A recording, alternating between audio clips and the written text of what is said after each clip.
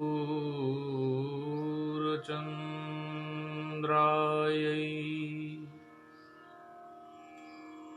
राधिकायै स्तदालये कृष्णायै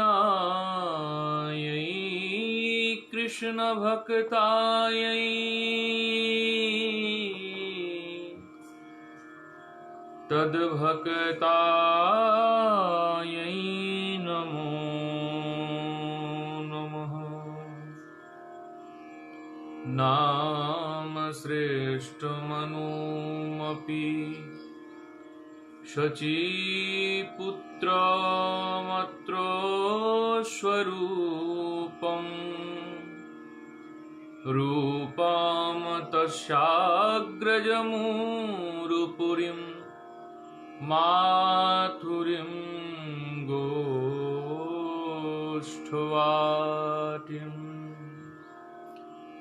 श्रीराधाकुण्डगिरिवरमः श्रीराधिका माधवी गुरु तं नतोऽस्मि। अनरपितचरिमचिरात् करुणा समर्पयितुमुन्नतोज्ज्वलरसां भक्तिश्रियं हरिपुरटसुन्दरदुतीकदम्ब सन्दीपितो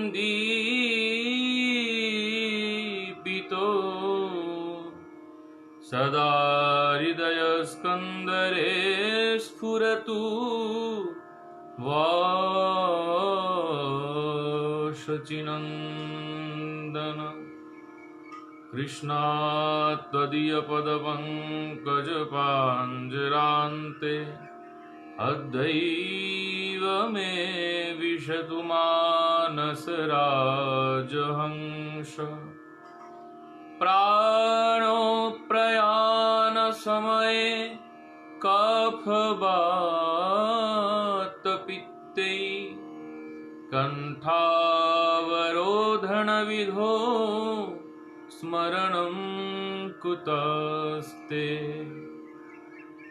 दिव्यादवृन्दरण्यकल्पद्रुमाध श्रीमद्रत्नागारसिंहासनास्तौ श्री श्रीराधा श्रीलगोविन्ददेवौ पृष्ठालिविषेव्यमानौ स्मरामि।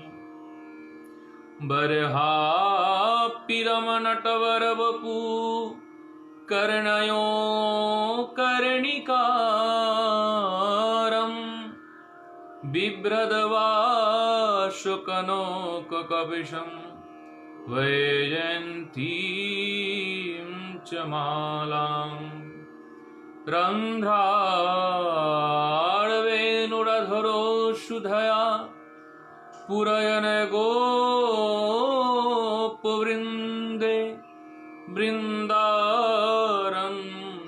सपदरमणं प्रविशद गीतकीर्ति।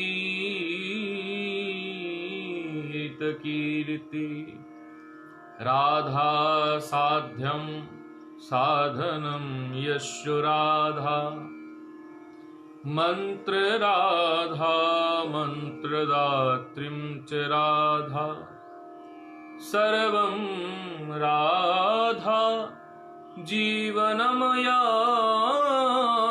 राधा। राधा राधा वाचि किं तस्य शेषम्। जय जय श्री राधा रमण जय जय नवलो किशोर जय गोपी चित चोर प्रभु जय जय माखन चोर। श्री कृष्ण चैतन्य प्रभु नित्यानंद श्री अद्वैत गदाधर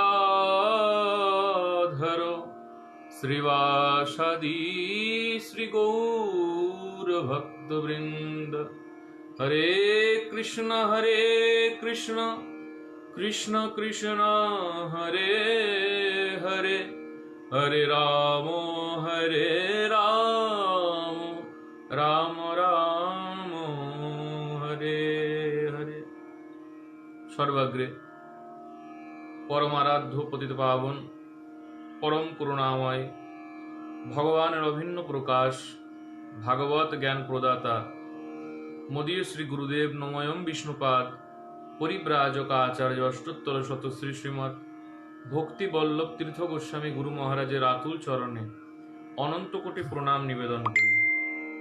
परम गुरु पाद पद्म नित्यलीला प्रविष्ट एवं विष्णुपाद परमहंस परिव्राजक आचार्य अष्टोत्तर शत श्री श्रीमद भक्तिद्वैत माधव गोस्वामी महाराजेर श्री रातुल चरणे अनंत कोटि साष्टांग दंडवत प्रणाम ज्ञापन करी। परमिष्टि गुरुदेव नित्यलीला प्रविष्ट एवं विष्णुपाद परमहंस परिव्राजक आचार्य अष्टोत्तर शत श्री श्रीमद भक्ति सिद्धांत सरस्वती ठाकुर श्रील प्रभुपादेर आतुल चरणे अनंत कोटि साष्टांग दंडवत प्रणाम ज्ञापन करी। सकल वैष्णवेर श्री रातुल चरणे अनंत कोटि साष्टांग दंडवत प्रणाम ज्ञापन करे आज जार उद्देश्ये आमादेर एई हरिकथा सेई भक्तवत्सल भगवान श्री नृसिंहदेव एवं भक्तराज प्रह्लाद महाराजेर श्रीचरणे अनंत कोटि प्रणाम निवेदन करे भागवत कथा रस सागरेते आमरा सकले प्रवेश करछि। नष्टप्रायेषु अभद्रेषु नित्यं भागवत सेवया भगवतीरुत्तमो श्लोके भक्तिर्भवति नैष्टकी। मूकं करति वाचालं पंगुं लङ्घयते गिरिं यत् कृपातमहं वन्दे परमानन्दमाधवं। श्रीगुरुं दीनतारिणं श्रीचैतन्यमीश्वरम्। आज आमादेर परम सौभाग्य, आज भगवान श्री नृसिंहदेवेर आविर्भाव तिथि वासर। भगवत भक्तेर गीताते भगवान चतुर्थ अध्यायते बोलছেন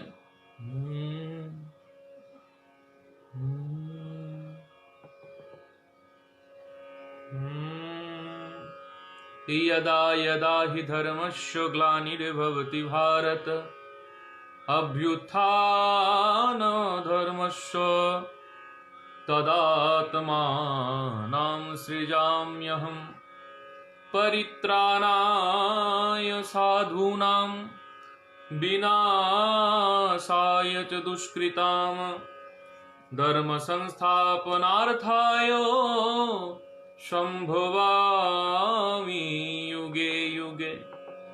যখন যখন ধর্মের অধঃপতন হয় এবং অধর্মের প্রাদুর্ভাব হয়, ভগবান শ্রীকৃষ্ণ তখন নিজের কলা বা অংশকে জগতে প্রেরণ করেন এবং ধর্মের স্থাপন করেন। ভগবান বলছেন তিনটে কারণেতে ভগবান এই জগতে আসেন। প্রথম কারণ পরিত্রাণায় সাধূনাম, সাধুদেরকে পরিত্রাণ করবার জন্য। যারা বৈষ্ণব ভক্ত তথা ভগবানের অনুরাগী জন, ভগবত উন্মুখ জন, তাদেরকে পরিত্রাণ করবার জন্য। পরিত্রাণায় সাধূনাম বিনাশায় চ দুষ্কৃতাম। দ্বিতীয় কারণ কি? যারা দুষ্কৃতী, যারা অসুর প্রকৃতির, ভগবান তাদেরকে বিনাশ করবার কারণে জগতেতে আসে। ধর্ম সংস্থাপনার্থায় সম্ভবামি যুগে যুগে। এবং তৃতীয় কারণ, ভগবান ধর্ম স্থাপন করবার জন্য আসেন। আজ আমরা সকলেই জানি ভগবান শ্রী নৃসিংহদেবের আবির্ভাব তিথি বা আসর। আজকে নৃসিংহ চতুর্দশী। সকল ভক্তদেরকে নৃসিংহ চতুর্দশীর অনেক অনেক অভিনন্দন, অনেক অনেক শুভেচ্ছা। সকল ভক্তরা এখন এই মতো অবস্থাতেও ভগবান শ্রী নৃসিংহদেবের জন্য ব্রত করছে, অবশ্যই তাদের ব্রত সার্থক। ভগবান শ্রী নৃসিংহদেবের কথা পরীক্ষিত মহারাজকে শ্রবণ করান সুখদেব গোস্বামী প্রভু শ্রীমদ্ ভাগবতের সপ্তম স্কন্ধেতে ভগবান শ্রী নৃসিংহদেবের কথা আস্বাদন করানো। যুধিষ্ঠির মহারাজের রাজসূয় যজ্ঞেতে নারদ মুনি আসেন। নারদ মুনিকে দর্শন করে যুধিষ্ঠির মহারাজ অত্যন্ত আনন্দিত হন। সাধু দর্শন করে সাধুদের মনে অবশ্যই উৎফুল্লতা আসে, আনন্দ আসে। নারদ মুনিকে দর্শন করেও যুধিষ্ঠির মহারাজ অত্যন্ত আনন্দিত হয়। নারদ মুনিকে সুন্দর আসন দান করেন। সুন্দর আসনেতে অধিষ্ঠান করিয়ে নারদ মুনিকে পাদ্য অর্ঘ্য দ্বারা পূজা করেন, বিভিন্ন উপাচার দিয়ে ভক্তের পূজা করেন। শাস্ত্রেতে বলা হয়, মহাদেব পার্বতী দেবীকে বলছেন, আরাধনা নাম সর্বেশাম বিষ্ণুর আরাধনাম পরম। অর্থাৎ যত প্রকার আরাধনা আছে সেই সকল প্রকার আরাধনা হইতে ভগবান শ্রী বিষ্ণুর আরাধনা হচ্ছে সর্বশ্রেষ্ঠ আরাধনা। ভগবান বিষ্ণুর আরাধনা করা, সাক্ষাৎ মহাদেব বলছে, সাক্ষাৎ শিবজি বলছেন, আরাধনা নাম সর্বেশাম বিষ্ণুর আরাধনাম পরম। দেবী পার্বতী বলছেন, প্রভু তাহলে এটি শ্রেষ্ঠ, এর থেকে আর কিছু শ্রেষ্ঠ আছে? ভগবান শ্রী বিষ্ণুর আরাধনা শ্রেষ্ঠ বলছেন, আর এর থেকে শ্রেষ্ঠ আর কিছু? তখন মহাদেব বলছেন, তস্মাৎ পরতরম দেবীম। হ্যাঁ, এর থেকেও শ্রেষ্ঠ কিছু আছে দেবী। তস্মাৎ পরতরম দেবীম তদীয়ানাং সমোরচনম। তার থেকে শ্রেষ্ঠ কি? হে পার্বতী, তার থেকে শ্রেষ্ঠ হচ্ছে বিষ্ণুর ভক্তদের পূজা করা। ভগবান শ্রী বিষ্ণুর যে নিষ্কপট নিষ্কিঞ্চন যে ভক্ত সকল আছে তাদের পূজা করা, তাদের চরণ ধৌত করা, তাদের চরণামৃত পান করা, তাদের চরণধুলি মস্তকের আভূষণ স্বরূপ গ্রহণ করা, এর থেকে শ্রেষ্ঠ আর কিছু হয় না পার্বতী, এটি সর্বশ্রেষ্ঠ। তদীয়ানাং সমর্চনম, তার ভক্তদের, তার জনদের, সেই হরিজনদেরকে অর্চন করা, সেই হরি ভক্তদেরকে অর্চন করা, এর থেকে শ্রেষ্ঠ আর কিছু হয় না। রাজসূয় যজ্ঞেতেও মহারাজ যুধিষ্ঠির সেই ব্রত পালন করলেন, সুন্দর করে নারদ মুনির অর্চনা করলেন। নারদ মুনিকে সম্মুখে বসিয়ে নারদ মুনির কাছে প্রশ্ন জিজ্ঞাসা করলেন, আর সেই প্রশ্নের উত্তর স্বরূপ নারদ মুনি রাজসূয় যজ্ঞেতে যুধিষ্ঠির মহারাজকে ভগবান শ্রী নৃসিংহদেবের কথা শ্রবণ করাতে লাগলেন। যুধিষ্ঠির মহারাজ প্রশ্ন করেছিলেন, যুধিষ্ঠির উবাচ অহো অত্যদ্ভুতম হ্যত্তদ দুর্লভৈকান্তিনামপি বাসুদেবে পরে তত্তে প্রাপ্তিশ্চ দস্য বিদ্দিশ। এ তো বড় আশ্চর্যের কথা। পরমতত্ত্ব স্বরূপ ভগবান শ্রীকৃষ্ণের সঙ্গে একাত্ম হয়ে যাওয়া তো মহান মহান ভক্তবৃন্দের কাছেও দুর্লভ, কিন্তু ভগবানের প্রতি বিদ্বেষ ভাব সম্পন্ন শিশুপাল আদি রাজন্য বর্গ এই গতি কিভাবে প্রাপ্ত হলেন? নারদ মুনির কাছে প্রশ্ন করলেন। ভগবানের সাথে ভগবানকে প্রাপ্ত হওয়া তো বড় দুর্লভ কথা, তবে যারা বিদ্বেষ করে ভগবানকে প্রাপ্ত হলেন, শিশুপাল, দন্তবক্র, শল্য আদি আদি অনেক অনেক রাজন্য বর্গ তথা বিভিন্ন যুগেতে বিভিন্ন সময়তে কখনো রাবণ, কখনো কুম্ভকর্ণ, কখনো হিরণ্যকশিপু, কখনো হিরণাক্ষ, তারা ভগবানকে বিদ্বেষ করে কিভাবে ভগবানকে প্রাপ্ত হলেন, কিভাবে তারা ভগবানকে প্রসন্ন করতে পারলেন? হে নারদ মহারাজ, আপনি আমার কাছে এই সংশয়টি দূর করে দেন যে ভগবানকে দেশ করেও কিভাবে ভগবানকে প্রাপ্ত হওয়া যায়। নারদ মুনি তখন বলতে লাগলেন, বর্ণনা করতে লাগলেন, হে যুধিষ্ঠির, ভগবান শ্রী হরি যখন বরাহ রূপ ধারণ করে হিরণাক্ষকে বধ করলেন, এই হিরণাক্ষের ভ্রাতা ছিল হিরণ্যকশিপু। তারা দুইজন ছিল। এখানে তো সুন্দর শ্রীমদ্ ভাগবতে বর্ণনা করা আছে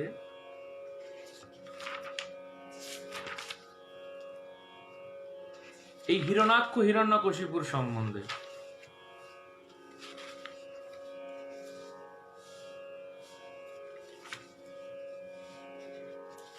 হিরণাক্ষ হিরণ্যকশিপুর কে ছিলেন? একদা ব্রাহ্মণ পুত্রা, এক সময় ব্রাহ্মণগণ মানে চারজন, সনক সনাতন সনন্দন সনত কুমার, ভগবানের এই চতুষ্মনু বা ব্রহ্মার চতুষ্কুমার। একদা ব্রাহ্মণ পুত্রা বিষ্ণু লোকম যদিচ্ছয়া, তাদের বড় ইচ্ছা হলো যে বিষ্ণু লোকে যাবে, বৈকুণ্ঠে যাবে। সানন্দনাদয় জগমু চরন্ত ভুবনাত্রয়ম। এই ছোট্ট ছোট্ট চতুষ্কুমারগণ, তারা বৈকুণ্ঠে যাওয়ার ইচ্ছা হলো, তো তারা বৈকুণ্ঠেতে যেতে লাগলো। আর বৈকুণ্ঠেতে যেতে যেতে বৈকুণ্ঠেতে তারা পৌঁছে গেল। বৈকুণ্ঠের যে সপ্তম দ্বার আছে, সেই 7টি দ্বার পার হয়ে তারপর ভগবানের দর্শন করতে হয়। তো খুব সুন্দরভাবে তারা 6টি দ্বার পার হয়ে যখন সপ্তম দ্বারেতে আসলেন, সেই সময় সপ্তম দ্বারেতে দ্বারপাল ছিলেন সাক্ষাৎ জয় বিজয়। তো জয় বিজয় তারা তাদেরকে রুদ্ধ করে দিলেন, ভগবানের কাছে যেতে দিলেন না। তো ঋষিগণ বললেন, আমরা অনেক দূর থেকে এসেছি, প্রভুর দর্শন করব এই মানুষের নিয়ে, এই ইচ্ছা নিয়ে এসেছি, একবার প্রভুর দর্শন করব, তারপর আমরা স্বয়ং এখান থেকে চলে যাব। না, কোনোভাবে প্রভুর দর্শন করা যাবে না। এই দিগম্বর বেশেতে কেউ ভগবানের দর্শন করতে আসে, এরকম বিভিন্ন বাক্য দ্বারা তাদেরকে রুষ্ট করে দিল জয় বিজয়। সেই সময় সনক সনাতন সনন্দন সনত কুমার তারা উভয়ে মিলে তিরস্কার করতে করতে, ভর্ৎসনা করতে করতে অভিশাপ দিল যে বৈকুণ্ঠেতে বাস করার সৌভাগ্য পেয়ে তোমরা রাক্ষসের মতো ব্যবহার করছো, যাও অভিশাপ দিলাম, তোমরা রাক্ষসের দেহ লাভ করো, রাক্ষস হও। সঙ্গে সঙ্গে তারা চরণে পড়ে গেল। ভগবান শ্রীবিষ্ণু চলে আসলেন, ঋষিদের অভিশাপ শুনতে পারলেন। তো সেই অভিশাপের কারণে এই বৈকুণ্ঠ পার্ষদ, ভগবানের নিত্য পার্ষদ জয় বিজয়, তারাই হিরণাক্ষ হিরণ্যকশিপু রূপে আসলেন। হিরণাক্ষকে বধ করলেন সাক্ষাৎ বরাহদেব ভগবান। তো হিরণাক্ষকে যখন বধ করা হলো, হিরণাক্ষের মৃত সব নিয়ে তার পরিবার পরিজন, স্ত্রীগণ, পুত্রগণ তারা বিলাপ করেছিল। সেই সময় হিরণ্যকশিপুর আর সেই আর্তনাদ, আর সেই দুঃখ সহ্য করতে না পেরে মাতা দিতি তথা পুত্র বধূগণ তথা পুত্র পৌত্র তাদের সকলকে উশিনর দেশের রাজা সুযজ্ঞের কথা বলতে লাগলো। হে মাতে, হে বধূগণ, হে পুত্রগণ, উশিনর দেশে একজন মহান রাজা ছিলেন যার নাম ছিল সুযজ্ঞ। এই সুযজ্ঞ রাজা, সে যুদ্ধেতে গিয়ে যখন তার মৃত্যু হয়, তখন তার দেহকে নিয়ে সকলে ক্রন্দন করতে থাকে, তার স্ত্রী পুত্র পরিবার সকলে ক্রন্দন করতে থাকে। আর সেই সময় সাক্ষাৎ যমরাজ একটি বালক, একটি ব্রহ্মচারী রূপ গ্রহণ করে এসে তাদেরকে একটি কথা শোনাতে লাগে। মা এবং পুত্রবধূগণকে বলে সাক্ষাৎ যমরাজ সেই বালক বেশে, যে তোমরা ক্রন্দন করছো, তোমরা দুঃখ করছো, তাহলে তোমাদের আজকে একটা কথা শোনায়। একটি জঙ্গলে 2 পক্ষী বাস করত। তো একদিনকে একটি ব্যাদ জাল পেতে রেখেছিল, সেখানেতে নারী পক্ষীটা গিয়ে ফেসে যায় সেই জালেতে। আর সেই নারী পক্ষীটাকে দেখে উপরে থাকা পুরুষ পক্ষীটা বিলাপ করতে থাকে, প্রলাপ করতে থাকে, দুঃখিত হতে থাকে তারা। এবং দেখা যায় কি, জঙ্গলেতে যখন ব্যাদ এসে প্রবেশ করে, সে দেখে জালেতে তো ধরা পড়ে রয়েছে এই স্ত্রী পক্ষীটা, তো এই পুরুষ পক্ষীটা এখনো স্বচ্ছন্দে বিচরণ করছে। ব্যাদ এসে যখন তীর নিক্ষেপ করে, তখন সে পুরুষ পক্ষীটির দিকে তীর নিক্ষেপ করে এবং তার মৃত্যু হয়ে যায়। হিরণ্যকশিপুর সেই কথার প্রসঙ্গে বলছে যে, মা, আমাদের সকলের মৃত্যু হবে। এই জড় জগতের সকল কিছু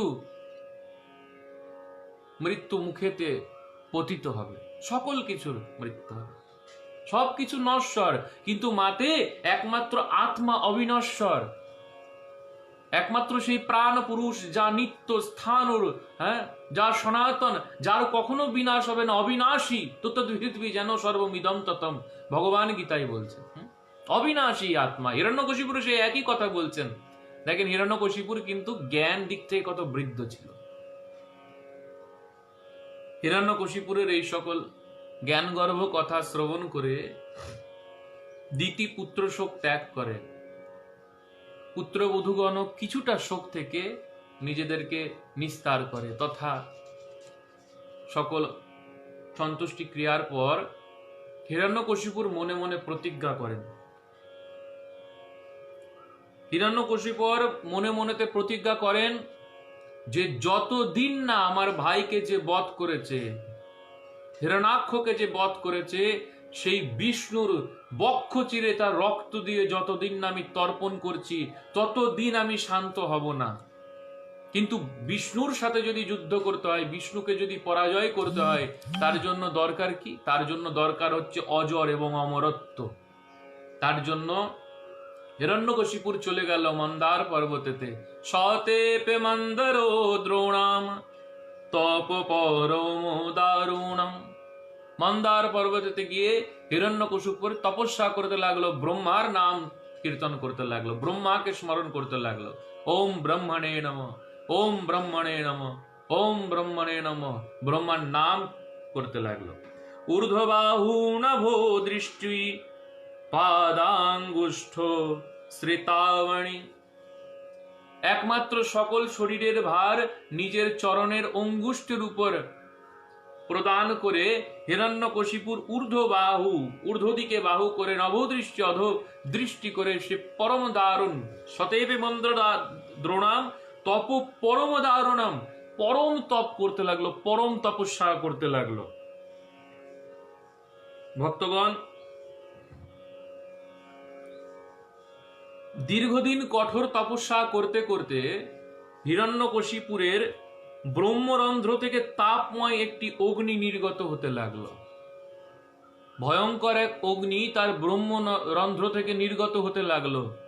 আর সেই ব্রহ্মরন্ধ্র থেকে নির্গত অগ্নি ভূলোককে পার করে, ভুবলোককে পার করে স্বর্গলোকেতে চলে গেল, যা দেবতাদেরও অবধি অসহ্য হয়ে গেল।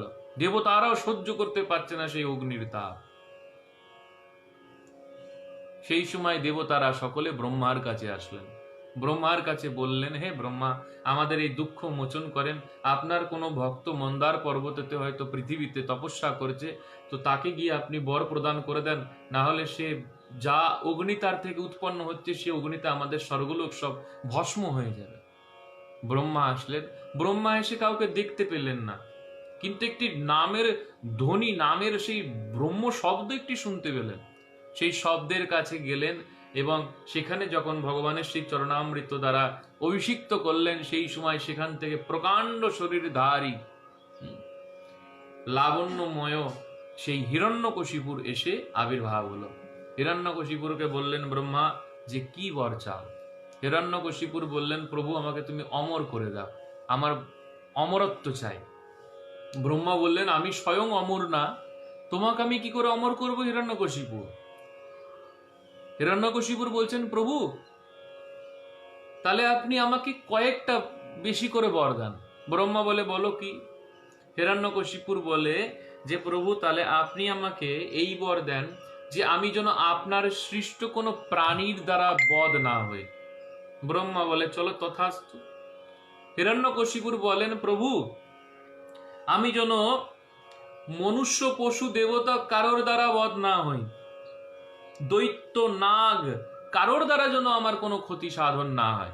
ব্রহ্মা বলে, তথাস্তু। হে প্রভু,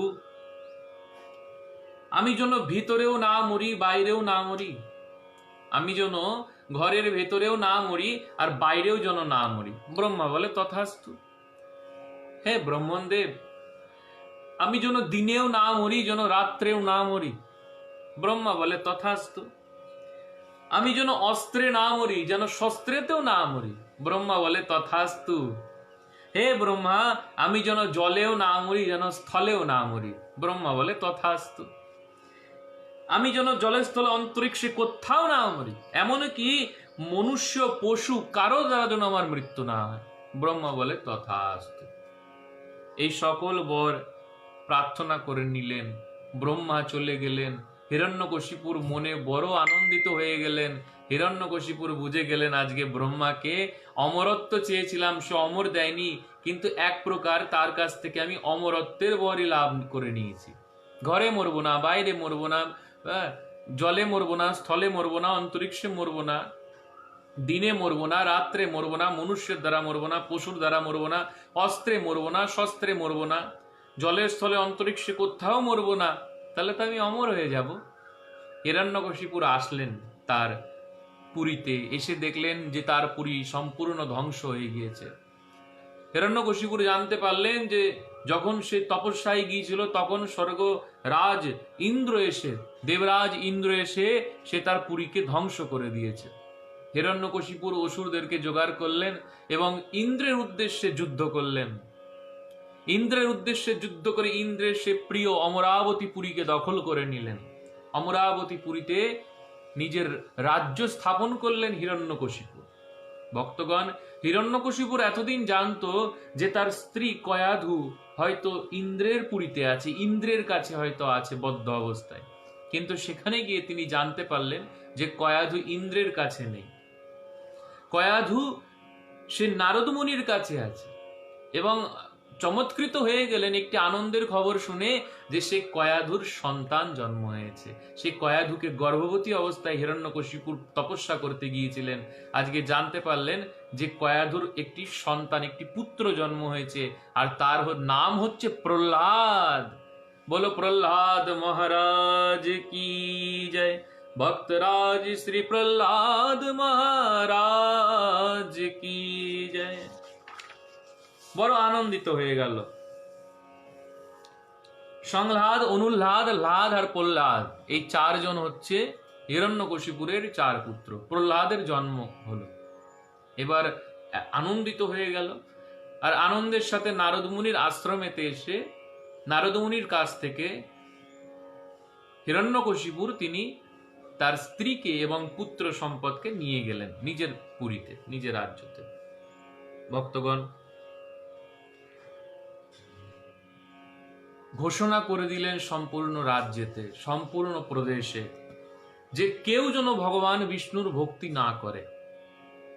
সকলে যে কোনো কর্ম করো, পাপ কর্ম করো, হীন কর্ম করো, অসৎ আচরণ করো, কিন্তু বিষ্ণুর যেন প্রীতিবিধান করবে না, বিষ্ণুর উদ্দেশ্যে যেন কোনো নৈবেদ্য অর্পণ করবে না, বিষ্ণুর উদ্দেশ্যে যেন কোনো যজ্ঞ করবে না, এই প্রকার বিধান দিয়ে দিল।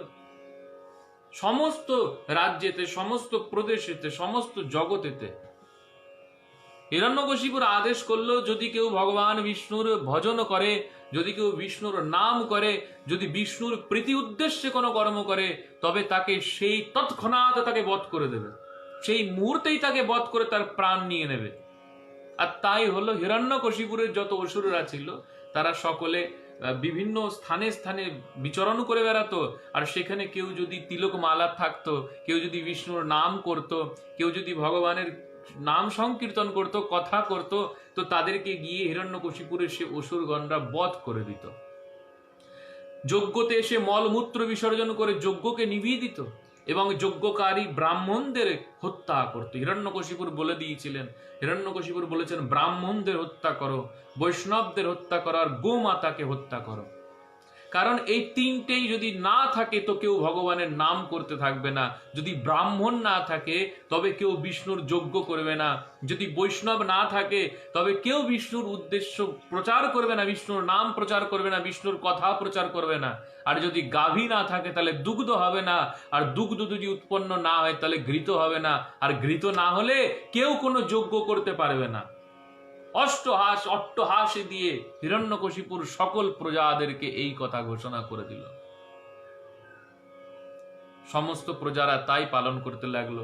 ভয়েতে কেউ কেউ ভগবানের নাম মুখ থেকে বন্ধ করে দিল, ভয়েতে কেউ কেউ পলায়ন করতে লাগলো, অসুররা খুঁজে খুঁজে তাদেরকে বধ করতে লাগলো।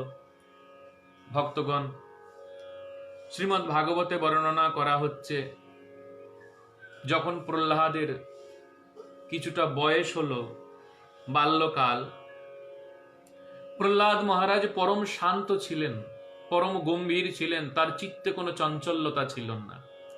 বাল্য স্বভাব স্বাভাবিক চঞ্চলতা, কিন্তু প্রহ্লাদের চিত্তেতে কোনো চঞ্চলতা ছিল না। প্রহ্লাদ মহারাজ গম্ভীরভাবে সর্বদা কার জন্য ধ্যান করতেন, সর্বদা কার জন্য চিন্তায় নিমগ্ন থাকতেন, সর্বদা কারো চরণে যেন তো তার রতি মতি সর্বদা লেগে থাকত। হিরণ্যকশিপুর দেখলো যে প্রহ্লাদের পড়াশোনার বয়স হয়েছে, তো প্রহ্লাদকে পড়াশোনা করতে গুরুকুলে পাঠানো হবে। শুক্রাচার্যের দুই পুত্র ষণ্ড এবং অমর্ক তাদের গুরুকরণ করে প্রহ্লাদকে তাদের পাঠশালাতে পড়াতে পাঠালেন। বিভিন্ন রাজনীতি, অর্থনীতি, শস্ত্রনীতি আদি বিভিন্ন শাস্ত্র জ্ঞান প্রহ্লাদকে দেওয়া হলো। ষণ্ড এবং অমর্ক একদিনকে মহারাজ হিরণ্যকশিপুরের কাছে বড় আনন্দের সাথে প্রহ্লাদকে নিয়ে আসলেন। হে মহারাজ, আপনার পুত্র পরম জ্ঞানী, আপনার পুত্র পরম পণ্ডিত হয়ে গিয়েছে। একে অর্থনীতি, শস্ত্রনীতি, বিভিন্ন বিভিন্ন অসুরদের শাস্ত্র সম্পর্কে আমরা জ্ঞান পাঠ করিয়েছি এবং বড় জ্ঞানী হয়েছে। হিরণ্যকশিপুর আনন্দিত হয়ে গেল, ছুটে গেল প্রহ্লাদের কাছে, প্রহ্লাদকে নিয়ে নিজের কোলে করে চুম্বন করতে করতে নিজের সিংহাসনে বসলেন হিরণ্যকশিপুর।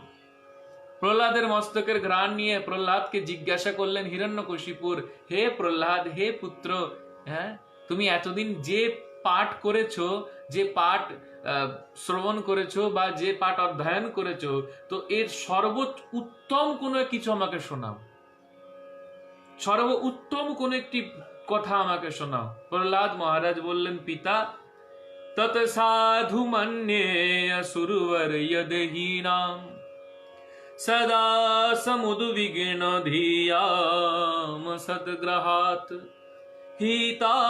হিতাত্মপাতম গৃহয়ন্ধকূপম হিতাত্মপাতম গৃহয়ন্ধকূপম বাণং গতো যত হরিমাশ্রয়েত। হে পিতা, এই সংসারে সকল প্রাণীগণ, সকল দেহধারী জীবগণ আমি আমার করে নশ্বর বস্তুর প্রতি আগ্রহ প্রকাশ করেছে। এটি আমি, এটি আমার, এটি আমার, এটি আমি, এটি আমি ইত্যাদি ইত্যাদি আমি আমার অহংভাবের সাথে যেসব বস্তুর কোনো স্থায়ী নেই, যেসব বস্তু ধ্বংস হয়ে যাবে, যেসব বস্তু ভস্ম হয়ে যাবে, সেই সব নশ্বর বস্তুর প্রতি আগ্রহ প্রকাশ করে এবং সেগুলিকে আমার বলে দাবি করে, কিন্তু অবিনশ্বর বস্তুর প্রতি কারো ধ্যান নেই। পিতা, হিরণ্যকশিপুর তো খুব খুশি হয়ে গেল, বাবা, তুমি এই 5 বছর বয়সে তুমি নশ্বর অবিনশ্বর সব সম্পর্কে জেনে গিয়েছ। প্রহ্লাদ মহারাজ বলছে, হ্যাঁ পিতা। আর এইভাবে নশ্বর বস্তুর প্রতি আগ্রহ প্রকাশ করে তারা সদা সদা সমুদ্বিগ্ন ধিয়াম সদ্গ্রহাৎ, সদা সমুদ্বিগ্ন চিত্তে তারা দিন কাটায়, দিনাতিপাত করে, সদাই তারা উদ্বিগ্ন থাকে। হিরণ্যকশিপুর আদর করছে, বলে, আর কিছু বলো, আর কিছু বলো। হিতাত্মপাতম গৃহয়ন্ধকূপম। হে পিতা, আমি মনে করি সকল দেহধারী প্রাণী তাদের অধঃপতনের মূল কারণ তৃণাচ্ছাদিত অন্ধকূপ সমান সংসার। সকল দেহধারী জীবের অধঃপতনের মূল কারণ হচ্ছে তাদের সংসার। এই সংসারকে কিসের সাথে তুলনা করলেন প্রহ্লাদ মহারাজ?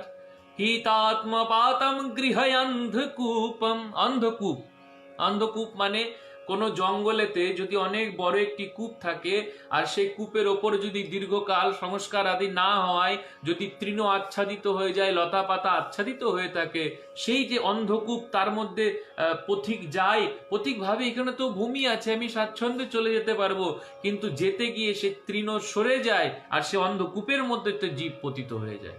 হিতাত্মপাতম গৃহয়ন্ধকূপম। এই গৃহই হচ্ছে সে অন্ধকূপের সমান পিতা, হে পিতা, সংসারী দেহধারী জীবের সকল অধঃপতনের মূল কারণ হচ্ছে এই অন্ধকূপ স্বরূপ সংসার। যে সংসারেতে তারা, প্রহ্লাদ মহারাজ কোন সংসারের কথা বলছে? প্রহ্লাদ মহারাজ এখানে সকল সংসারের কথা বলেনি। ভক্তগণ, যে সংসারেতে কৃষ্ণ নাম হয় না, যে সংসারেতে কৃষ্ণ ভজন হয় না, যে সংসারেতে কৃষ্ণের স্মরণ হয় না, যে সংসারেতে কৃষ্ণের কথা হয় না, যে সংসারেতে কৃষ্ণ ভক্ত আসে না, সেই সংসারকে বলা হচ্ছে এই প্রকার অন্ধকূপ স্বরূপ। আর যেখানে নাম হয়, যেখানে কথা হয়, যেখানে ভগবানের গুণানুবাদ চলে, যেখানে ভগবানের ভক্তদের আগমন হয়, বলছে সেই গৃহ তো, সেই গৃহ সাক্ষাৎ তীর্থরূপম, তবে গৃহম তীর্থরূপম বসতম পাপ নাশনম। অর্থাৎ সেই গৃহকে, সেই সংসারকে তীর্থের স্বরূপ বলা হয়। যে তীর্থেতে ঠাকুরের নাম হয়, যে তীর্থেতে ঠাকুরজির কথা হয়, যে তীর্থেতে রাধারানীর নাম হয়, তদ্গৃহম তীর্থরূপম, সেই গৃহকে তীর্থের সাথে তুলনা করেছে। আর তীর্থেতে বসবাস করলে যেরকম পাপ নষ্ট হয়, সেই প্রকার ভজন সাধন যেই গৃহেতে হয়, যে গৃহেতে প্রভুর সদা সর্বদা নাম সংকীর্তন হয়, সেই গৃহকেও বলছে তীর্থ। আর তীর্থেতে বাস করলে যেরকম পাপ নষ্ট হয়, সেই প্রকার গৃহেতে বাস করলে আমাদের কলমশতা, পাপ, সকল কিছু অনিষ্ট, সকল কিছু আমাদের নষ্ট হয়ে যায়। হ্যাঁ, কিন্তু যারা কৃষ্ণের নাম করে না, যে গৃহেতে কৃষ্ণের ভজন হয় না, যে গৃহেতে কোনো কৃষ্ণ ভক্ত বাস করে না, যে গৃহেতে কৃষ্ণ বিগ্রহ নেই, যে গৃহেতে তুলসী দেবী নেই, হ্যাঁ, হিতাত্ম পাতম গৃহয়ন্ধকূপম, হে পিতা, আমি তো সেই গৃহকেই মনে করি যে তাদের অধঃপতনের মূল কারণ স্বরূপ ওই অন্ধকূপ, অন্ধকূপ রূপ সেই গৃহ। বনম গত, হে প্রহ্লাদ, এরপর কি করতে হবে? সে অন্ধকূপ থেকে যদি বেরোতে হয় তবে কি কার্য করতে হবে? এমন কোন মহান কার্য আছে যে কার্য করলে পরে প্রহ্লাদ আমরা সেই অন্ধকূপ থেকে বের হতে পারবো? প্রহ্লাদ মহারাজ বলছে বনমগত, বনেতে যেতে হবে পিতা। হিরণ্যকশিপুর আনন্দে আহ্লাদিত হয়ে গেল, বাবা বাবা প্রহ্লাদ, তুমি কত শাস্ত্র জ্ঞান হয়ে গেছে তোমার, বনে যেতে হবে, গেলেই হবে নাকি আরো কিছু করতে হবে? প্রহ্লাদ বলল, কে বললো বনে গেলেও কিছু হবে না? সংসার সব ঘর বাড়ি সব ত্যাগ করে যদি বনেতে গিয়েও যদি সেই প্রকার যদি ভজন সাধনহীন ভাবে থাকা যায়, তবে তাতেও কোনো লাভ হবে না। তাহলে কি করতে হবে? বনম গতো ইয়ত হরিমাশ্রয়েত, হে পিতা, বনেতে যেতে হবে। আর শুধু বনেতে গেলে হবে না, বৃন্দাবনেতে যেতে হবে। আর বৃন্দাবনেতে গিয়ে প্রভুর নাম করতে হবে, প্রভুর ভজন করতে হবে। ইয়ত হরিম আশ্রয়, ভগবান শ্রী হরিকে আশ্রয় করতে হবে।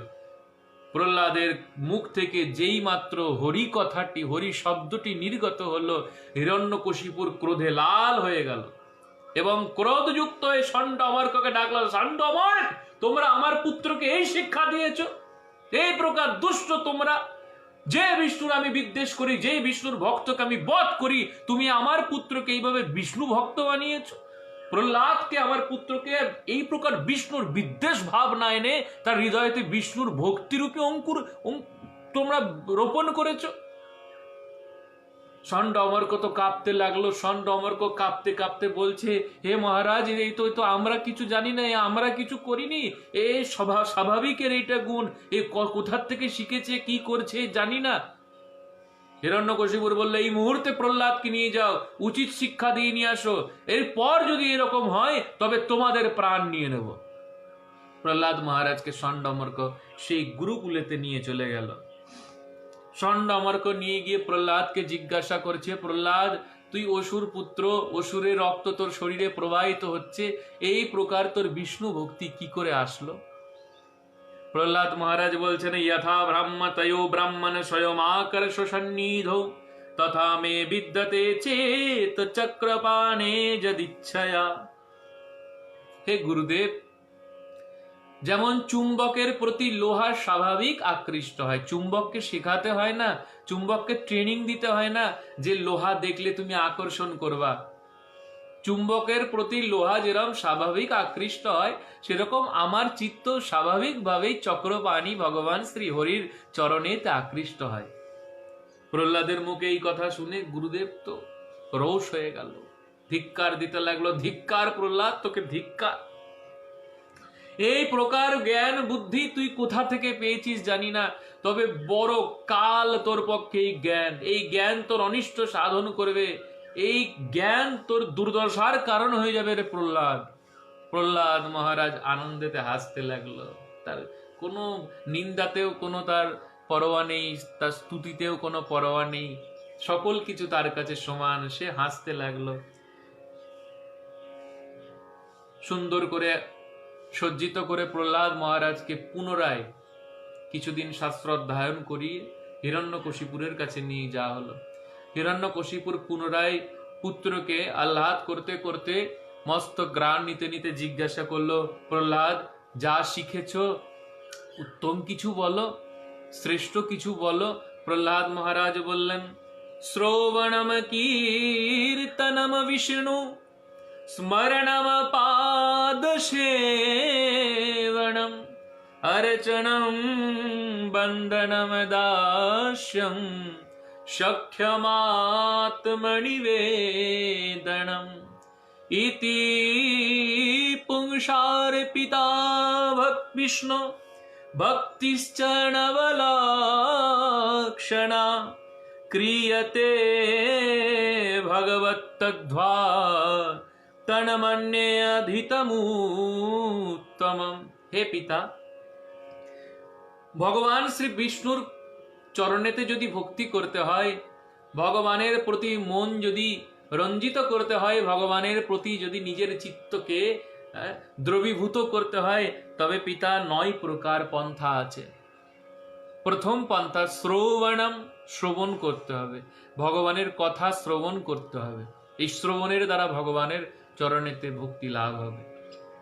ভক্তগণ, এই নববিধা ভক্তির তো অনেক কথা, কিন্তু আমাদের সময় অধিক নাই, তাই আমরা সংক্ষেপে শ্রবণ করছি। শ্রবণ করতে হবে, ভগবানের কথা শ্রবণ করতে হবে।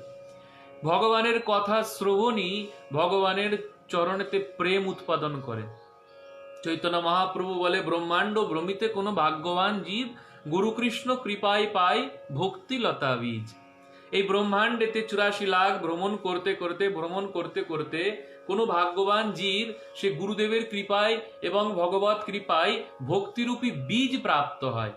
আর সেই ভক্তিরূপী বীজ তার হৃদয়েতে রোপণ হয়। আর বীজ রোপণ হয়ে কি হয়?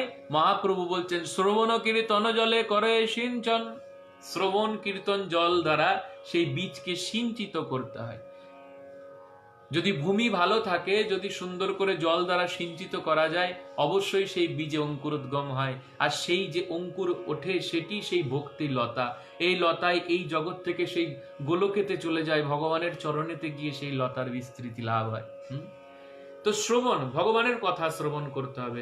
শ্রবণ, এই যে নববিধা ভক্তি আছে, ভগবানকে প্রাপ্তির 9টা পথ হচ্ছে নববিধা ভক্তি।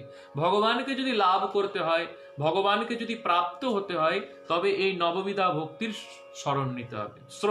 শ্রবণ ভক্তি করে কে ভগবানকে পেয়েছে? শ্রবণ ভক্তি করে ভগবানকে লাভ করেছেন সাক্ষাৎ পরীক্ষিত মহারাজ।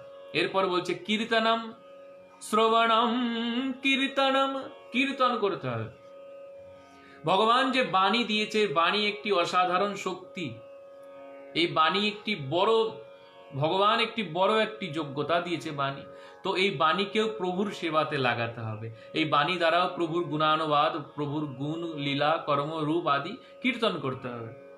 কীর্তন ভক্তি করে ভগবানকে লাভ করেছেন কে? সুখদেব গোস্বামী পাদ। বিষ্ণু স্মরণম পাদ সেবনম, ভগবানের লীলা স্মরণ করতে হবে। ভগবানের লীলা স্মরণ করতে করতে চিন্ময়ত্ব লাভ করতে হবে। এই দুষ্ট মনকে অন্যান্য বিষয় আশয় থেকে সরিয়ে একমাত্র ভগবত বিষয়তে লাগাতে হবে।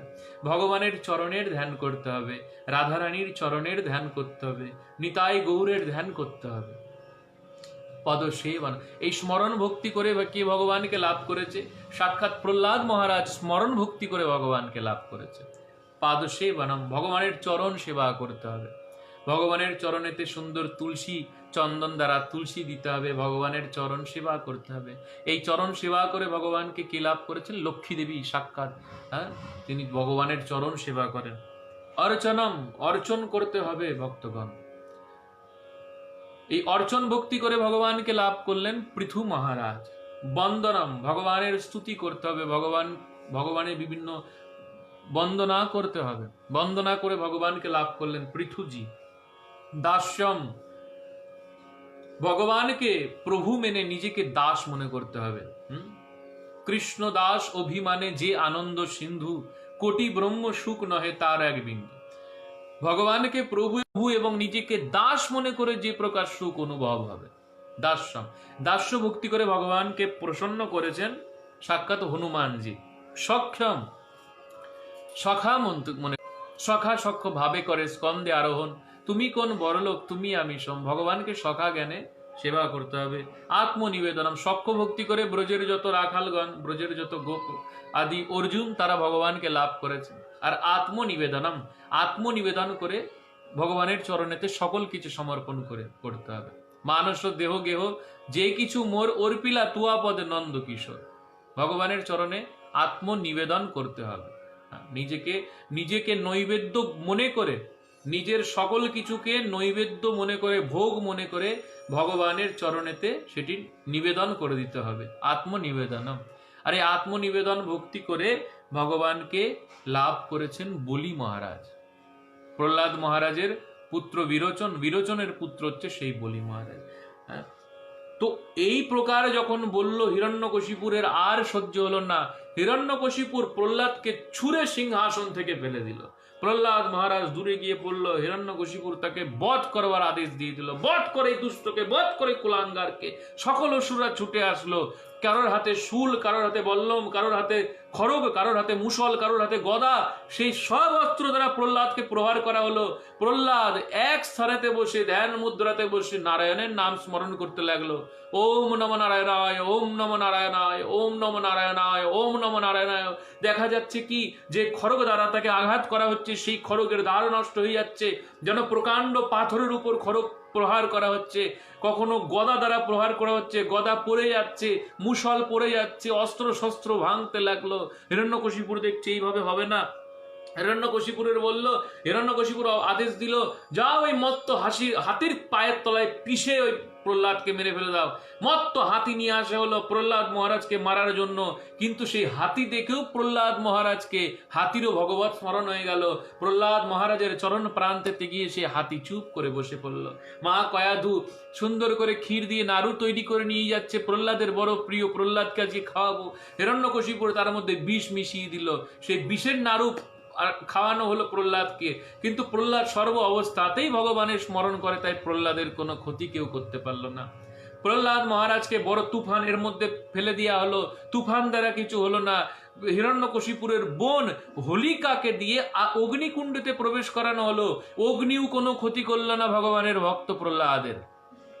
জলের মধ্যে পাথর বেঁধে ফেলা হলো সমুদ্রের মধ্যে, সমুদ্রও কিছু করলো না প্রহ্লাদ মহারাজ। সকলে প্রহ্লাদ মহারাজকে রক্ষা করলো, কারোর দ্বারা কোনো ক্ষতি হলো না। হিরণ্যকশিপুর প্রহ্লাদের এই প্রকার অলৌকিক শক্তির চিন্তা করে ভীত হলেন।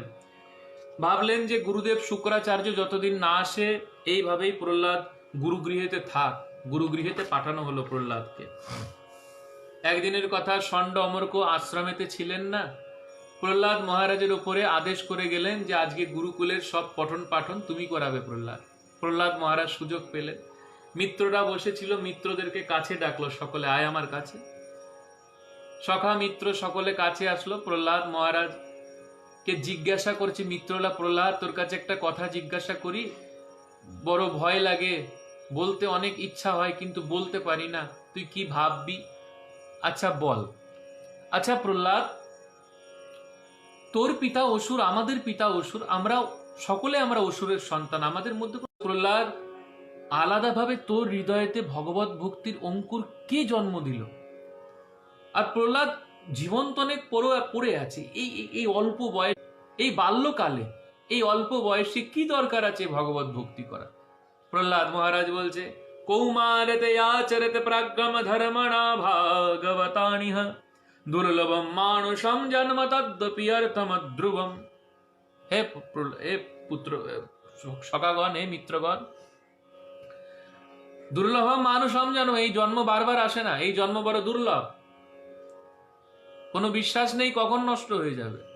তাই এই প্রকার দুর্লভ জীবন পেয়ে কুমার কাল থেকেই ভগবত ভক্তির আচরণ করতে হবে।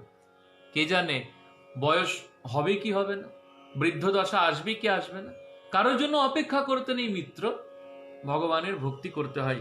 যথা হি পুরুষে বিষ্ণু পাদর্প সমর্পণম যদেশ সর্বভূতানাং প্রিয়াত্মেশ্বর সুরিত। এই মনুষ্য জন্মেই শ্রীহরির চরণের ভজন করতে হয়।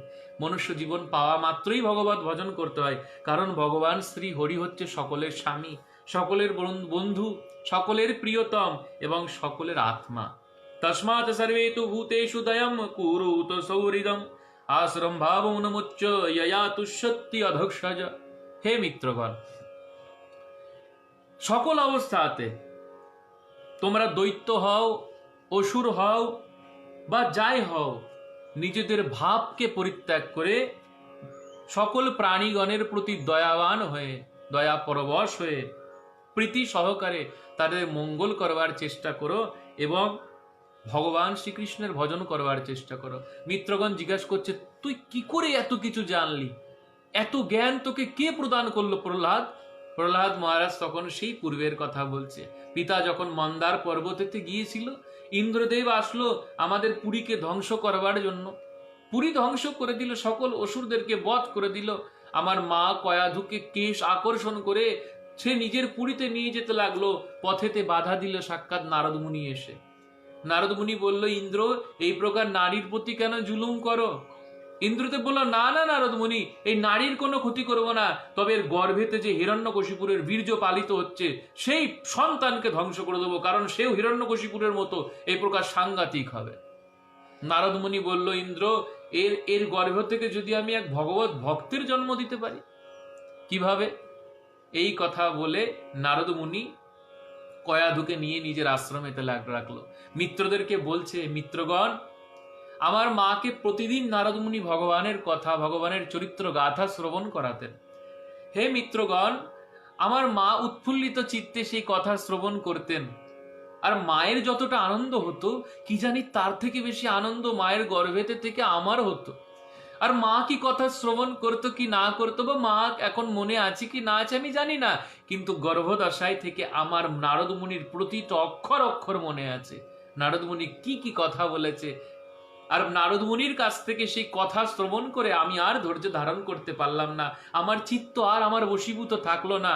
নারদ মুনির কাছ থেকে কথামৃত শ্রবণ করে আমার চিত্ত শিবয়েবচ ভজন মুকুন্দ চরণম স্বস্তিমান স্যাদ যথা বয়ম। অসুর পুত্রদেরকে বলতে লাগলেন, প্রহ্লাদ মহারাজ, মনুষ্য হও, দেবতা, গন্ধর্ব হও, তুমি যে শরীরই লাভ করো না কেন, ভজন মুকুন্দ চরণম স্বস্তিমান ইয়াদ সতাবয়ম, যদি ভগবানের ভজন না করো তবে তোমার স্বস্তি হবে না। আর ভগবানের যদি ভজন করো তখন সকল অবস্থা থেকে তোমার স্বস্তি হবে, সকল অবস্থায় তোমার আনন্দ লাভ হবে। শ্যাম সুন্দর সে জিসকা সম্বন্ধ হ্যায়, মুরলি वाले से जिसका संबंध है, उसका हर घड़ी आनंद ही आनंद है, उसको हर घड़ी आनंद ही आनंद है। এই বলে হরি বল বলতে বলতে প্রহ্লাদ মহারাজ নৃত্য করতে লাগলো। হরি বল হরি বল হরি বল নৃত্য করতে করতে যে যে সখাদেরকে গিয়ে প্রহ্লাদ আলিঙ্গন করে, তারাও উঠে দাঁড়িয়ে দুই বাহু তুলে হরি বল বলে নৃত্য করতে লাগে। হরিনাম করতে করতে সকলেই পাগল হয়ে যায়, উন্মত্ত হয়ে যায়, সকলের শরীরেতে প্রেম বিকার দেখা যায়।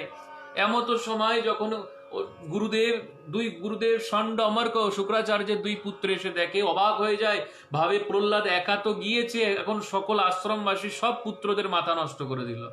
এই বলে তারা ক্রোধেতে লাল হয়ে প্রহ্লাদকে নিয়ে হিরণ্যকশিপুরের কাছে যায়। হিরণ্যকশিপুরের কাছে গিয়ে সকল কথা বলে। হিরণ্যকশিপুর বলে, প্রহ্লাদ, কার বলেতে তোর এত বল আসে, কার দ্বারা তুই এত ক্ষমতা পাস? প্রহ্লাদ মহারাজ বললেন, ন কেবলম মে ভবতশ্চ রাজন সবেবলম বলিনাম চয় পরেশম পরো হরো রেহমি স্থির জঙ্গ্য মোজে ব্রহ্মাদয় জন বংশ প্রণীতা। হে পিতা, আপনাকে যে বল দেয় আমাকেও সেই বল দেয়, সাক্ষাৎ ব্রহ্মা শিব নারদকে যে বল দেয় আমাকেও সেই বল দেয়। সেই গোবিন্দ, সেই মুকুন্দ আমাকে বল দেয়। হিরণ্যকশিপু বলছে, কোথায় তোর সেই মুকুন্দ, বল আমাকে। কবে থেকে তো আমি প্রতীক্ষা করে আছি যে তোর সেই মুকুন্দকে বধ করব, সেই হরিকে বধ করব, সেই বিষ্ণুকে বধ করব, তার প্রাণ নেব, তার রক্ত দ্বারা নিজের ভাইয়ের নামে তর্পণ করব। কোথায় তোর সেই কৃষ্ণ, কোথায় সেই হরি, কোথায় মধুসূদন? প্রহ্লাদ মহারাজ বলছেন, ইতো নিসিংহ পরত নিসিংহ, যত যত যামি তত নিসিংহ। এখানেও ভগবান আছে, ওইখানেও আছে। আমি তো পিতা যেখানে যেখানে দেখছি, সর্বত্র দেখছি আমার প্রভুই প্রভু। আপনার মধ্যেও আমার প্রভু আছে। যত্তস্ত মন্দ ভাগেভ্যো মদন্যে জগদীশ্বর। হে মন্দ ভাগা, হে চন্দন বৃক্ষের বনের মধ্যে কাঁটা গাছ, হে প্রহ্লাদ, যদি আমাকে ছাড়া তোর অন্য কাউকে জগদীশ্বর বলে মনে হয়, কাশ্যৌ যদিশ সর্বত্র কস্মাৎ স্তম্ভেন দৃশ্যতে। তুই তো সব জায়গায় দেখতে পাচ্ছিস, বল মূর্খ, এই স্তম্ভেতে কি আছে? এই স্তম্ভে কি তোর ভগবান আছে, তোর বিষ্ণু আছে? প্রহ্লাদ মহারাজ বলছে, বহির নিসিংহ হৃদয় নিসিংহ, নিসিংহমাদিম শরণম প্রপদ্যে। বাইরে ভিতরে সর্বত্র আছে পিতা, তবে স্তম্ভে কেন থাকবে না? আপনি জিজ্ঞাসা কেন করছেন কোথায় আছে? জিজ্ঞাসা করেন, কোথাও নেই। অত্র তত্র সর্বত্র অন্যত্র সব স্থানেতে ভগবান আছে, সকল স্থানেতে, সর্বত্র। ভগবান গীতায় বলেন, শ্রেষ্ঠ ভক্ত কি হয়? হ্যাঁ, যমাং পশ্যতি সর্বত্র সর্বং চ মই পশ্যতি। সর্বস্থানে যেখানে ভগবান। সুখদেব গোস্বামীর কাছে জিজ্ঞাসা করছে পরীক্ষিত মহারাজ, প্রভু সত্যই কি ভগবান স্তম্ভেতে ছিল? সুখদেব গোস্বামী পাদ বলছে, না না পরীক্ষিত, স্তম্ভেতে ভগবান ছিল না, কিন্তু ভক্ত প্রহ্লাদ বচন দিয়ে দিয়েছে, হ্যাঁ পিতা, স্তম্ভেতেই প্রভু আছে। তাই সেই ভক্তের বচনকে কন্তেয় প্রতি জানিহি নমে ভক্তা প্রণশ্যন্তি। ভক্তের বচনকে রক্ষা করবার জন্য ভগবান মধুসূদন সেই স্তম্ভতেই সেই সময় প্রকট হয়ে গেলেন।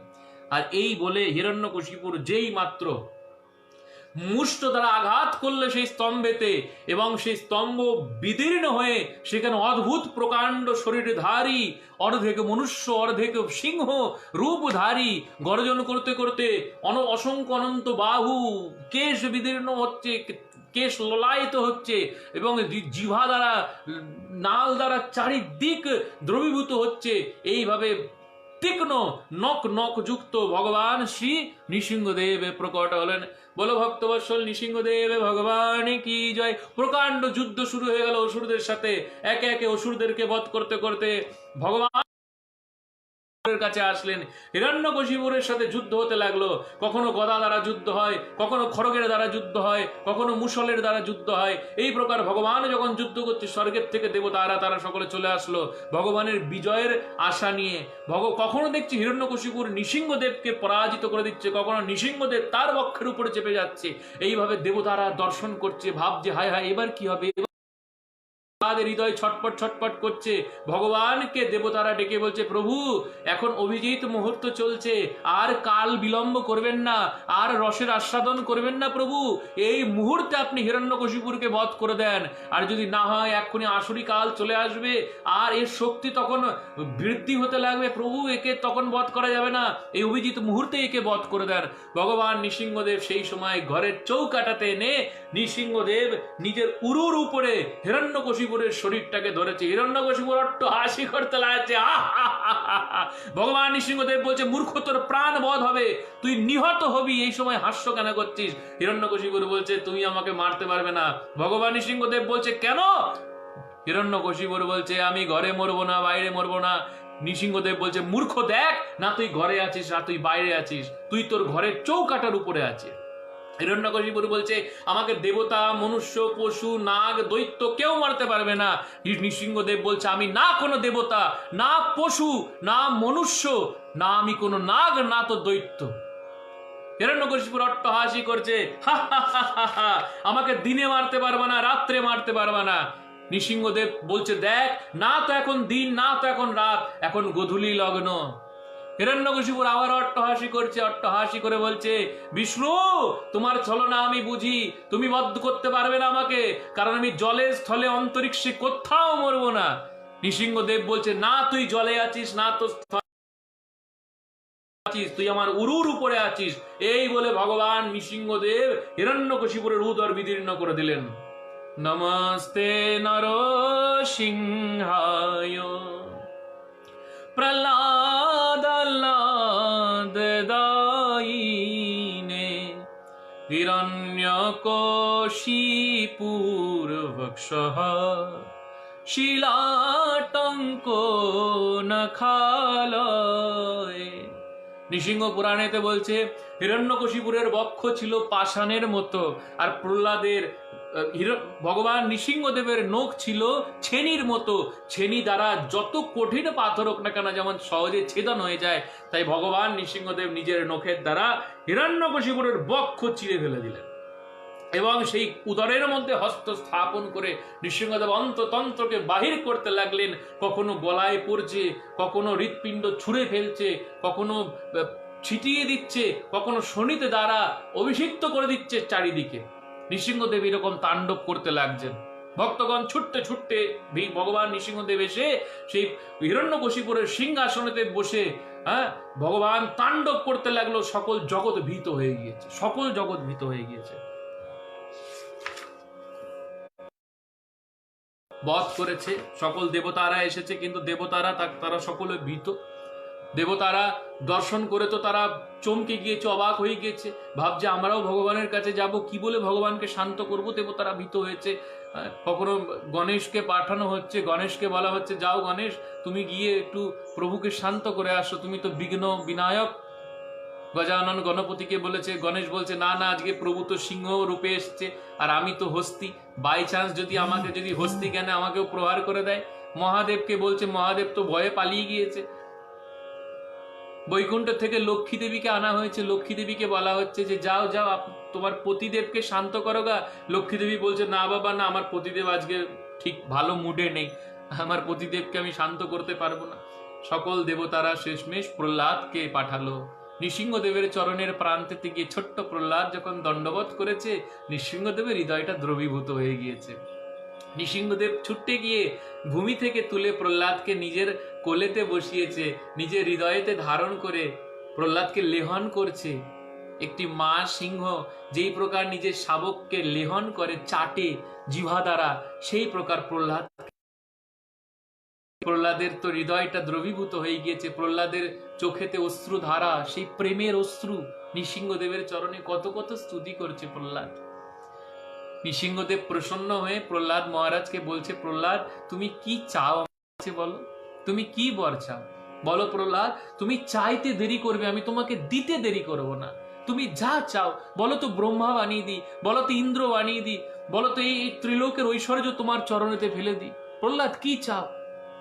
প্রহ্লাদ মহারাজ বলছে, यदि राशीष में कामान बरस्ताम बरदर्शभ कामानामृत संरोहम भवन्तस्तु वृणे वयम। প্রহ্লাদ মহারাজ বলছে, প্রভু এমনি আমার অসুরের মন, আমি তো অসুরের শরীরে মনেতে সব, প্রভু এমনিতে আমি অসুর, তার উপর তুমি আমাকে লালায়িত করছো বর দেবে বলে। হে প্রভু, তুমি যদি আমাকে বর দিতে চাও তবে আমাকে তুমি এই বর দাও প্রভু, যেন আমার হৃদয়েতে কখনো কোনো কামনার জন্ম না হয়, কখনো কোনো বাসনা না হয় প্রভু। সর্বসময় যেন তোমার চরণেতেই মনরূপী ভৃঙ্গ যেন সর্বসময় তোমার চরণ প্রান্তেতেই যেন থাকতে পারে, তোমার চরণ সুধাই যেন পান করতে পারে প্রভু। ভগবান নৃসিংহদেব তো পরম প্রসন্ন হয়ে গেল। ভগবান নৃসিংহদেব পরম প্রসন্ন হয়ে বলল, প্রহ্লাদ আমি প্রসন্ন হয়েছি তোমার ভক্তিতে, আমি প্রসন্ন হয়েছি তোমার বিশ্বাসে, তাই আমি তোমাকে বর দিচ্ছি প্রহ্লাদ। আমার প্রসন্নতার জন্য তুমি এক মন্বন্তর কাল, এক মন্বন্তর মানে কত ভক্তগণ? সত্য ত্রেতা দাপর কলি, এই চার যুগকে একত্রে বলা হয় দিব্য যুগ। সত্য ত্রেতা দাপর কলি, এরকম ৭১টা দিব্য যুগ গেলে এক মন্বন্তর হয়। অর্থাৎ সত্য ত্রেতা দাপর কলি, কলিযুগের আয়ু হচ্ছে, কলিযুগের সীমা হচ্ছে ৪,৩২,০০০ বছর। তার ডবল অর্থাৎ ৮,৬৪,০০০ বছর হচ্ছে আমাদের দাপর যুগ, ৩ ডবল হচ্ছে ত্রেতা যুগ, আর ৪ ডবল হচ্ছে সত্য যুগ। এই সত্য দাপর কলি দিব্য যুগ, এই দিব্য যুগ যখন ৭১ বার আয় সত্য ত্রেতা দাপর কলি, সত্য ত্রেতা দাপর কলি, সত্য ত্রেতা দাপর কলি, এরকম ৭১ বার করে আসা যাওয়া করে। তখন তার এক মন্বন্তর, হে প্রহ্লাদ, তুমি এক মন্বন্তর কাল দৈত্য অধিপতি হয়ে কাল যাপন করে সমস্ত বন্ধন থেকে মুক্ত হয়ে সময় মতো শরীর পরিত্যাগ করে আমার ধাম লাভ করবে। প্রহ্লাদ মহারাজকে বরদান করলেন ভগবান নৃসিংহদেব। হিরণ্যকশিপুরের সকল পাপকে মোচন করবার জন্য প্রহ্লাদ মহারাজ বললেন, প্রভু আমার পিতা অনেক অপরাধ করেছে আপনার চরণে, তো প্রভু আমি চাই যে আপনি আমার পিতার সমস্ত অপরাধকে ক্ষমা করে দিয়ে আপনার চরণেতে স্থান দেন। ভগবান বলছে, প্রহ্লাদ, ত্রিশক্তিভি পিতা পুত পিতৃভি সহতে অনঘ यत् सर्वस्व গৃহে জাত ভবন্যে কুল পাবন। তোমার মতো পুত্র যার জন্মগ্রহণ করেছে, তোমার মতো বৈষ্ণব বরিষ্ঠ যার কুলেতে জন্মগ্রহণ করেছে, তার 21 পিঁড়ি তার উদ্ধার লাভ হয়ে গিয়েছে। 21 পিঁড়ি মানে সাত পুরুষ হচ্ছে পিতৃকুলের, মাতৃকুলের হচ্ছে 7 পুরুষ, আর শ্বশুর কুলের হচ্ছে 7 পুরুষ। 21 পিঁড়ি তার উদ্ধার হয়ে যায়। তোমার মতো বৈষ্ণব যার গৃহেতে অধিষ্ঠিত হয়, তোমার মতো বৈষ্ণব যে যার বংশেতে আবির্ভূত হয়, তার বংশ উদ্ধার হয়। প্রহ্লাদ মহারাজ পরম প্রসন্ন হয়ে গেলেন। ভগবানের আদেশ অনুসারে প্রহ্লাদ মহারাজ হিরণ্যকশিপুরের অন্ত্যেষ্টির পর ব্রাহ্মণের দ্বারা সেই রাজ্যেতে প্রহ্লাদ মহারাজ অভিষিক্ত হলেন। এমন সময়ে ঋষিদের সঙ্গে ব্রহ্মা নৃসিংহদেবের পূজা করলেন। সকল ঋষিদের সঙ্গে ব্রহ্মা স্বয়ং নৃসিংহদেবের পূজা করলেন। নৃসিংহদেব ব্রহ্মাকে বললেন,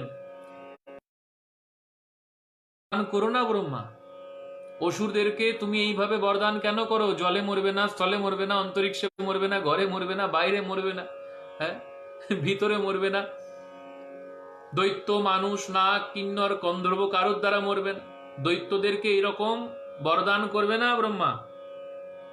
ক্রূর দৈত্যদেরকে এই প্রকার অমরত্ব দান করা মানে সাপকে দুধ খাওয়ানোর মতো, যে কোনো সময় এরা ছোবল দিতে পারে ব্রহ্মা, তাই এইসব ত্যাগ করো।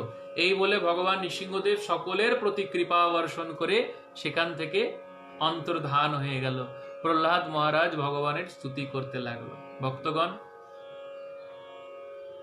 কথা আমরা এখানেই বিশ্রাম দিচ্ছি। আজকেই নৃসিংহদেবের আবির্ভাব তিথি, তাই চিন্তা করলাম আপনাদের সকলের সাথে। এখন তো আমাদের এমন অবস্থা যে ঘর থেকে বেরোনোর কোনো উপায় নেই, সকলে আমরা সবসময় গৃহেতে বন্দি, কোনো মন্দিরে যেতে পারছি না, সাধুদের কাছে যেতে পারছি না, তো আমরা অনেকে কথা থেকে বঞ্চিত হয়ে যাচ্ছি। আজকের ব্রতের সাথে সাথে একটি বিষয় যে আমাদের আজকে ভগবানের সেই কথাকে শ্রবণ করতে হয়, লীলাকে স্মরণ করতে হয়। তাই চিন্তা করলাম যে আপনাদের সকলকে ভগবানের কথা বলে নিজের বাণীকেও পবিত্র করার একটি সুযোগ করে নিই। তো সেই কারণে আপনাদের সকলের সামনেতে এই ভগবান নৃসিংহদেবের কথা আস্বাদন আমি আপনাদের সাথে সাথে আমি স্বয়ং করলাম, বড় আনন্দিত হলাম।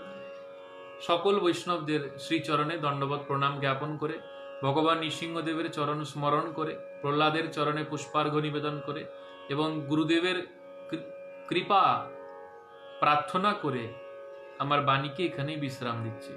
বাঞ্ছাকল্পতরুভশ্চ কৃপা সিন্ধুভ্যৈব চ পতিতানাং পাবনেভ্যো বৈষ্ণবেভ্যো নমো নমঃ।